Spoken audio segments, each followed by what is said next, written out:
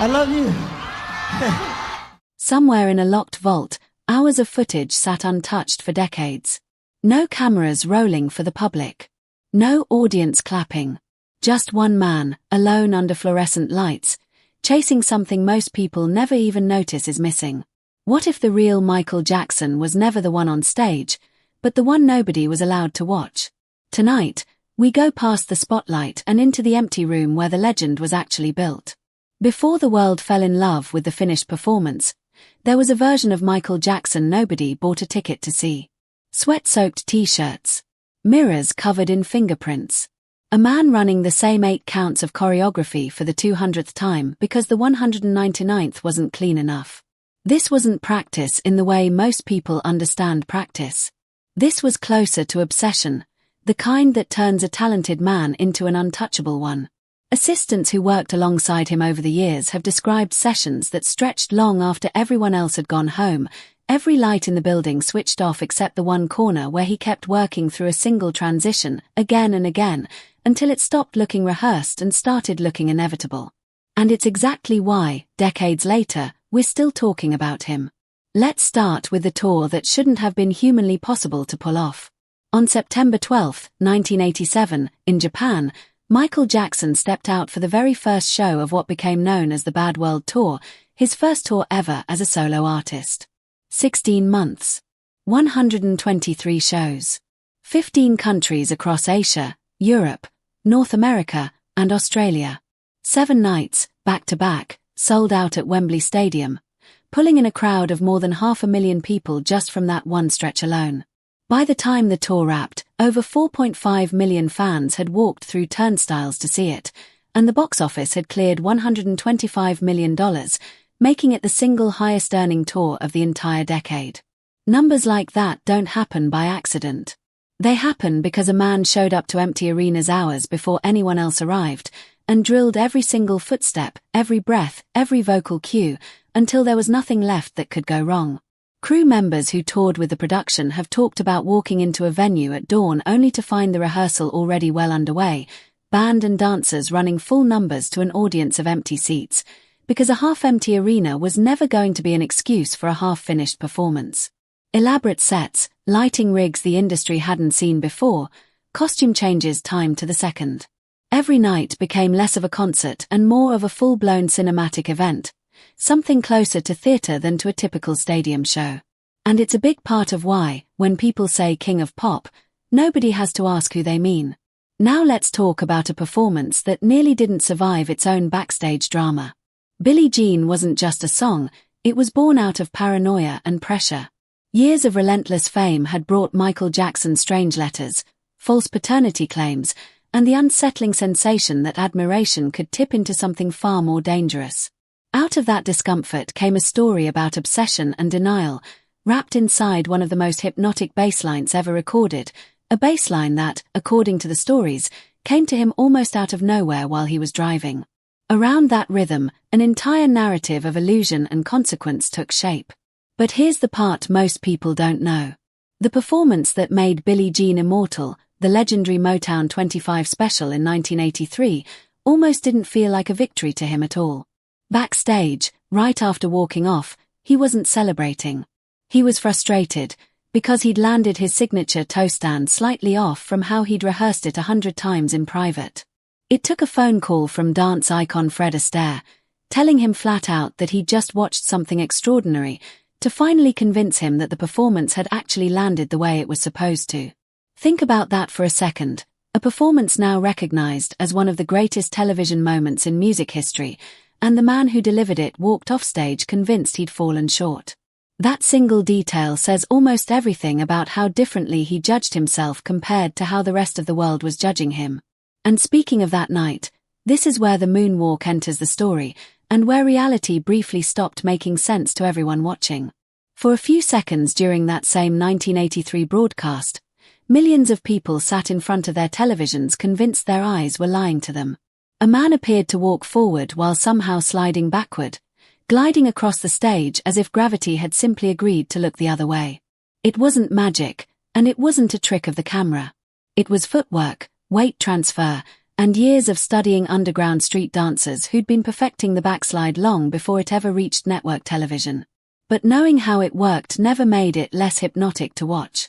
That single moonwalk didn't just become an iconic image, it became a cultural reset button, spawning imitators, documentaries, and analysis that continues even now, decades later, whenever someone tries to unpack exactly how a private, guarded man turned one dance step into a universal symbol. What's rarely mentioned is how long that step had actually been sitting in his back pocket before it ever aired. Rehearsal footage from the months leading up to the broadcast reportedly shows him testing the same slide dozens of times in near silence, adjusting weight distribution millimeter by millimeter, refusing to bring it out in public until it looked less like a trick and more like a law of physics he'd personally rewritten. Here's one most fans have completely forgotten about. In the mid-90s, Michael Jackson didn't just release a music video, he built a nearly 40-minute short film, and one of its stars wasn't even human. For 6 straight weeks, choreography was built around a dancing skeleton, a character brought to life through some of the earliest motion capture technology ever used for a project like this. Real, human movement was translated frame by frame onto an animated skeletal figure, letting it hit angles and transitions no living performer could physically achieve, while still keeping the same rhythm and attitude driving the rest of the film.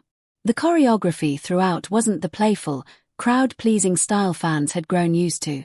It was sharper, heavier, almost theatrical in its aggression. Hard stomps through mansion corridors, rapid spins, body isolations twisted into something closer to horror than dance. It reframed movement itself as a kind of power, something you could feel through a screen even if you couldn't name why it unsettled you. Getting there wasn't quick or clean. Choreographers on the project have since described entire days spent breaking down a single sequence frame by frame, matching the digital skeletons' timing to the live performers' timing so precisely that the transition between the two would feel seamless, invisible, unnoticed by an audience that had no idea the technology even existed yet. Now, the anti-gravity lean. If you've ever paused a video, rewound it, and stared trying to figure out how a human body could tilt that far forward without collapsing, you already know the moment we're talking about. Smooth Criminal, released during the Bad era, told the story of a mysterious intruder and a victim named Annie, driven forward by a pounding rhythm and eerie heartbeat effects that made the whole track feel less like a song and more like a crime scene. But it was the short film's climax that made history. Performers leaned forward at an angle that looked physically impossible. No visible support, no explanation, just bodies defying what should have sent them straight to the floor. In the original film, hidden rigging made the illusion work. Later, for live shows, engineers designed a specialized shoe that could lock into anchors built directly into the stage, letting that same forward lean happen live, in front of thousands of people, night after night. Even with the mechanism doing part of the work, it demanded exceptional core strength and split-second timing to sell it. Lock in a fraction of a second too early or too late, and the entire illusion would collapse in front of a stadium full of people. Getting that timing right meant hundreds of practice leans in empty rehearsal spaces long before the shoes ever touched a real stage anchor. Decades on, it's still studied as one of the most creative fusions of choreography and stage engineering the industry has ever produced, referenced by performers and engineers alike whenever the conversation turns to how far a stage illusion can be pushed. Then there's the tour that never opened, and the rehearsal footage nobody was ever supposed to see. In 2009, preparation was underway for what was being built as a full-scale comeback residency. New production values, reimagined versions of old classics, and a level of visual ambition that matched anything he'd done before. Rehearsal after rehearsal, the choreography demanded a balance between loose, natural movement and razor-precise formation work, blending decades-old signature steps with something distinctly modern. What makes this footage so different from everything else on this list is intent. The cameras rolling in those rehearsal rooms weren't filming for an audience. They were there strictly for internal production reference, a working document, nothing more. After his death in 2009, that private footage became something nobody planned for. The final visual record of a performer who, even at the very end, was still chasing a version of perfect that hadn't fully arrived yet. Watching that footage now, there's an odd tension running through it. It's not a man performing for a crowd, chasing applause. It's a man performing for himself, correcting a hand angle nobody in the room would have noticed, running a section over just because he felt it wasn't quite there yet. The tour never happened. But the rehearsals did, and in a strange way, that's the part that ended up reaching audiences after all, offering a version of him that felt less like a global icon and more like a craftsman still refusing to call the work finished. Let's go back further, to 1983 and a song that turned a music video into a cultural flashpoint. Beat It came off the Thriller album, produced by Quincy Jones, and carried a guitar solo from Eddie Van Halen that helped push the track straight into rock territory while never losing its pop foundation. It topped the Billboard Hot 100, sold north of 10 million copies, and became one of the defining crossover hits of the era. The video itself, casting real Los Angeles gang members connected to the Crips and Bloods rivalry, turned a fictional street conflict into something that felt uncomfortably real, and in doing so, it reshaped what a music video was even allowed to attempt. On screen, the choreography fused sharp, almost martial arms strikes with the raw energy of street dance, locked elbows, explosive chest hits, shoulder shimmies, tight spins, sudden freezes. Add in the crotch grabs, the hip thrusts, the pointed fingers, and you get a vocabulary of movement that turned into a signature almost overnight, one that other artists have been quoting, consciously or not, for over 40 years. Behind that vocabulary sat weeks of rehearsal with the very dancers cast as gang members. Sessions where street-honed instinct had to be sharpened into something camera-ready without losing the rawness that made the concept work in the first place. There's also the song that turned personal anger into a global protest anthem. Coming off a double album shaped by frustration with the industry and the world around him, this particular track leaned hard into militaristic drumming, samba-driven percussion, and a chant that felt less like a chorus and more like a demonstration. What started as an idea that almost got shelved eventually became one of the most confrontational statements of his career, tackling injustice and systemic neglect head-on. It wasn't received quietly. Some lyrics sparked real controversy and accusations, though he consistently defended the song as a reflection of prejudice rather than an endorsement of it. Two very different music videos gave the song its full range. One set in a vibrant, community-driven space bursting with cultural pride, the other filmed in a stark, imprisoned setting layered with real archival footage of war and violence. Together, they turned a personal outlet into something much bigger. A protest record that, if anything, feels more relevant with each passing year rather than less. Behind the scenes, the choreography for the confinement setting demanded a completely different physical language than anything in his catalogue before it. Chains, restrained gestures, movement that had to convey suffocation rather than freedom, and dancers rehearsing for hours to make restriction itself look intentional rather than accidental. Now let's move to the title track that reshaped his entire public image. Released in 1987 as the centerpiece of the album meant to answer Thriller, Bad was written and produced alongside Quincy Jones and rooted in a real story about pride, struggle, and standing your ground. Sharp bass lines, punchy percussion, and an aggressive vocal delivery gave the track an edge that felt like a deliberate departure from anything soft or safe. The accompanying short film, directed by Martin Scorsese, reimagined a subway standoff as a full-blown dance confrontation, merging cinematic tension with street-rooted choreography. Every move in that sequence carried weight: fast footwork, sharp hits, tightly controlled spins, group formations that moved with the precision of a single organism. This wasn't just dance for entertainment's sake, it was character work, using posture and timing to tell a story of transformation. Commercially, it topped charts around the world, but its real legacy is the sharper, harder image it cemented, one that would echo through the rest of his career. Rehearsal accounts from the shoot describe entire days spent purely on group synchronization, dancers running the same sequence dozens of times until every hand, every hit, every freeze landed on the exact same beat, because the concept only worked if the group moved like a single, unified body rather than a collection of individuals. Dirty Diana pulled things in an even darker direction. Released in 1988 off the Bad album, co-written and co-produced with Quincy Jones, the track leaned into hard rock territory thanks to aggressive guitar work from Steve Stevens, giving it a heavier, grittier sound than most of his earlier pop material. Lyrically, it tells the story of a performer caught in a psychological tug-of-war, drawn toward the darker edges of fame through a relentless, obsessive admirer, all while wrestling with guilt and a growing sense of losing control. It's less a celebration of temptation and more a warning label set to a beat, though at the time plenty of critics missed that nuance entirely. Commercially, it still climbed to the top of charts internationally, and over time it's come to be recognized as one of his boldest, most emotionally layered records, proof that vulnerability and rock intensity could share the same 3.5 minutes. If you're still with us, that tells us something. You're clearly someone who appreciates the real story behind the spectacle, not just the highlight reel. So hit that like button and subscribe, because there's plenty more of this deep dive still ahead. There's a side of this work ethic that almost never makes it into documentaries, because it doesn't involve a single dance step.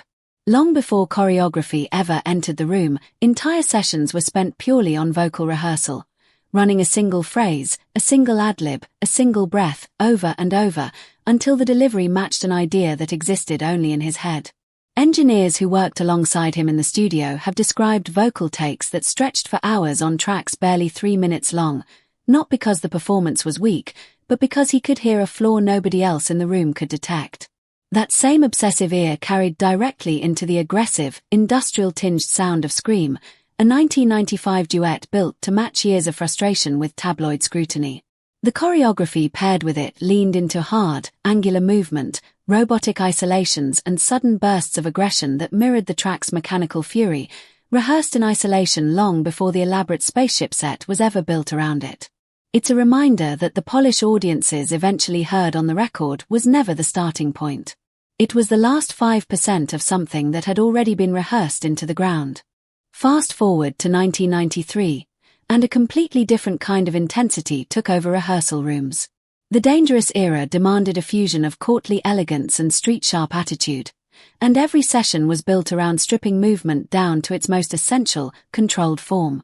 Rhythm dictated everything: posture, attitude, timing, while dancers trained as a unit, locking into formations with an almost mechanical precision that still somehow left room for real human feeling underneath.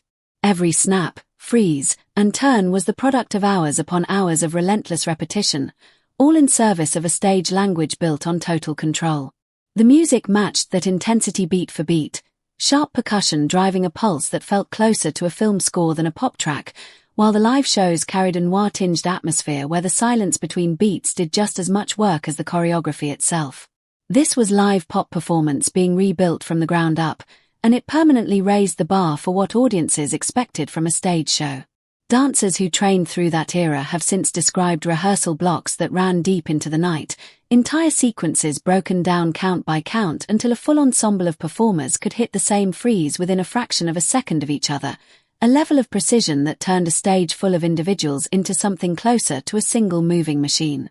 Then there's the song that barely whispers its subject matter, and somehow says more because of it. Released in 1992 on the Dangerous album, In the Closet became one of his most quietly mysterious releases, built around themes of desire, secrecy, and hidden romance. Teddy Riley's new Jack Swing production paired with an unusually intimate vocal performance, while the mystery female vocal, credited only as Mystery Girl, was later revealed to belong to Princess Stephanie of Monaco. The collaboration was originally supposed to be a duet with Madonna, though that version never came together. The video, directed by Herb Ritz and shot in a stripped-down desert setting alongside Naomi Campbell, deliberately avoided large-scale group choreography. Instead, it leaned entirely on subtle body language, shoulder rolls, restrained footwork, hip-driven movement, and long, deliberate pauses that said more than any lyric could. Dressed simply, in a white tank top and black pants, he let presence alone carry the entire performance. More than 30 years later, it's still considered one of his most mature, restrained pieces of work, a reminder that spectacle was never actually the point, control was.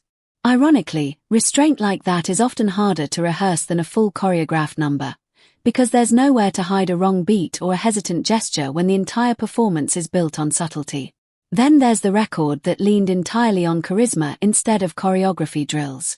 The Way You Make Me Feel, off the 1987 Bad album, became one of his most beloved singles by trading tightly engineered spectacle for pure personality. Director Joe Pytka built the video around a lived-in street setting rather than a fantasy world, and the dancing followed suit. Looser, playful, almost improvised compared to the razor-sharp precision of Bad or Smooth Criminal. Finger snaps, quick spins, shoulder pops, chest isolations, fast shuffles, sudden freezes. None of it was about technical difficulty. It was about charm, about a man trying to win someone over through sheer presence. The chemistry on screen gave the video its heartbeat, and decades later it still holds up as one of the clearest examples of what made him magnetic even when the choreography wasn't trying to break any records. Even here, though, that looseness was earned rather than accidental. Dancers on set have recalled multiple takes purely to get the spontaneous energy to read as effortless on camera, because looking unrehearsed, ironically, still took rehearsal. Now here's a project that hid a much rougher edge behind a radio-friendly hook. Black or White dropped in 1991 wrapped in a catchy, accessible melody, but underneath that polish was something far riskier. The early sections of the video celebrated unity through cultural dance traditions from around the world, but director John Landis paired that pop foundation with a searing rock guitar riff courtesy of Slash, and things escalated fast from there. The infamous Panther sequence threw structured choreography out entirely in favor of something closer to raw improvisation. Sudden freezes, sharp bursts of speed, aggressive physicality inspired by the fluid, predatory movement of the animal itself. It broke nearly every rule of what a mainstream music video was supposed to look like at the time, and the backlash proved just how far it had pushed things. Revisiting the 2002 Apollo Theatre performance only confirms how well that raw energy held up, decades removed from its original controversy.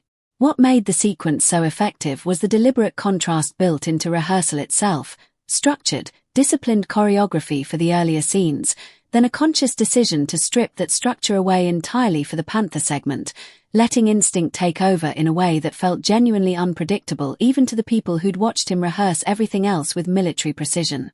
And finally, there's the video that turned a Hollywood backlot into ancient Egypt on a $2 million budget. Remember the Time, the second single from Dangerous, released in 1992, blended smooth R&B with the unmistakable groove of New Jack Swing, wrapped around lyrics about nostalgia and the ache of lost love. Director John Singleton assembled an all-star cast for the era, Eddie Murphy, Iman, Magic Johnson, and built a cinematic short film that celebrated black royalty through elaborate sets and intricate choreography, complete with a mysterious sorcerer captivating a queen before dissolving into a swirl of enchanted sand. At over 9 minutes, it stood as one of the most ambitious music video productions of its time. The song itself climbed only as high as number 3 on the Hot 100, but its cultural footprint dwarfed that chart position, influencing music video production for years afterward. The choreography, though quieter and more regal than his usual output, still demanded weeks of rehearsal to master formal, dance-inspired movement patterns that had to look effortless while filmed on an elaborate set under a tight production schedule. So what actually connects all of it? The moonwalk, the anti-gravity lean, the dancing skeleton, the subway showdown, the desert silence, the ancient sand. It's not the special effects, and it's not even the choreography itself. It's the hours nobody was ever supposed to see. Empty rehearsal rooms. Repeated counts. A perfectionism that bordered on self-punishment, chasing a version of the performance that most artists would have settled for long before he did. That's the part rarely shown, and it's exactly the part that explains everything else. The legend wasn't built under the lights. It was built in the dark, alone, hours before anyone else showed up, and that's the story worth remembering every time one of these performances plays back on a screen. Every rare frame we've walked through tonight tells the same quiet truth. Talent alone never explains a legacy like this one. What explains it is the refusal to leave a single detail to chance, repeated so many times, across so many decades, that it eventually stopped looking like effort at all. That's the part the highlight reels can never fully capture, and it's exactly why the unseen footage matters more than the finished performance ever could.